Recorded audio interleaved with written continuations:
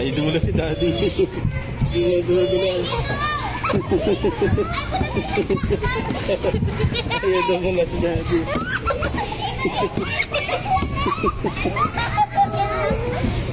Ay, dumulas.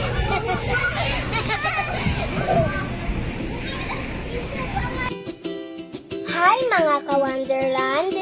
I am Nol at samahan niyo akong i-rate ang mga playground na pupuntahan namin.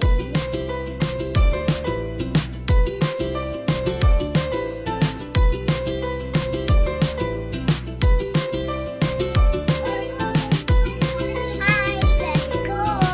Siyempre, bago ang lahat, i-make sure natin na dala natin ang ating hygiene kit tulad ng wipes, alcohol, extra clothes at diaper, lalo na sa mga small kids like me.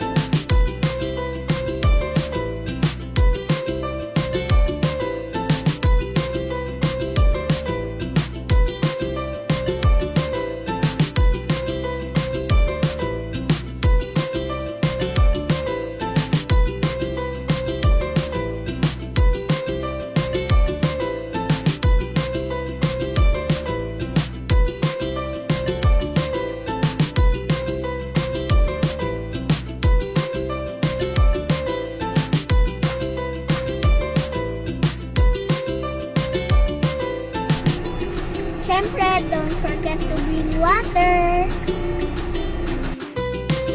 Ano ba ang mga basehan natin sa pag-rate ng mga playgrounds? Number 1, price. Number 2, accessibility and location. Number 3, amenities and features. Number 4, safety. Number 5, staff. Number 6, aesthetic.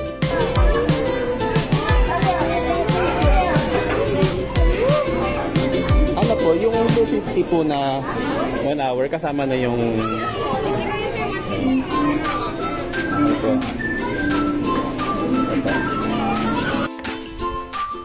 Sa mga parents or guardians, huwag natin kalimutan o iwala ang crane stop dahil importante ito sa paglabas naming mga bata upang masiguro na kayo lamang ang maaaring makapaglabas sa amin sa playground. Okay po.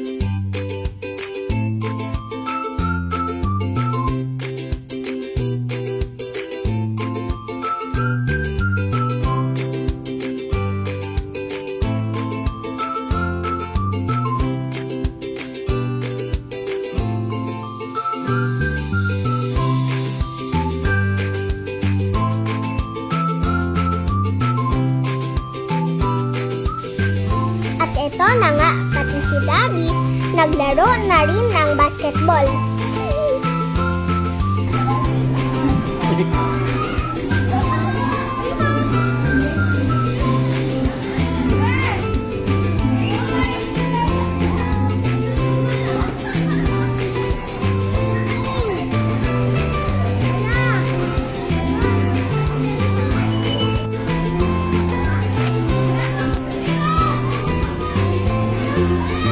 Meron din silang mga safety officer na nakabantay in case of emergency.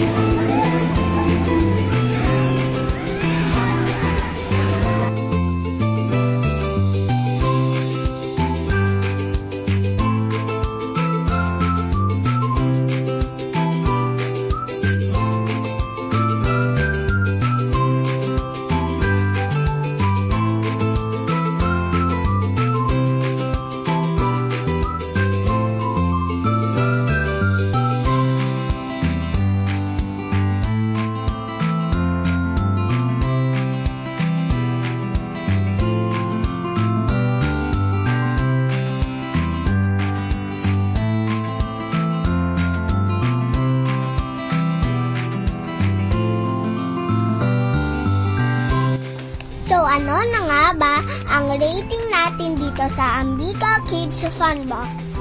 Dito sa SM Tungko, Bulacan. Accessibility and location, 8 out of 10. Dahil madali lang siyang puntahan dito sa second level ng SM Tungko. Amenities and features, 7 out of 10. Dahil hindi ganon kadami ang malalaruan at medyo mahina ang aircon. Safety, 9 out of 10. Bukod sa kids-friendly na facilities nila ay mayroon din sila safety officers na nakabantay in case of emergency. Staffs, 9 out of 10. Dahil bukod sa mababait, sila ay sinisiguro nila ang safety ng bawat bata sa playground. Aesthetics, 7 out of 10. Maganda ang ambience, ngunit nasira ito nakasahod sa tumutulong aircon. Price, 7 out of 10. Affordable siya pero kunti lang ang malalaruan at medyo mahina ang aircon kaya hindi ganon kasulit.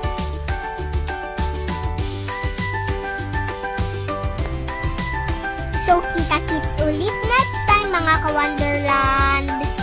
Sabihin niyo sa akin kung saan ang gusto niyong next na playground. Comment down below and please don't forget to like and subscribe. God bless everyone. Thanks for watching.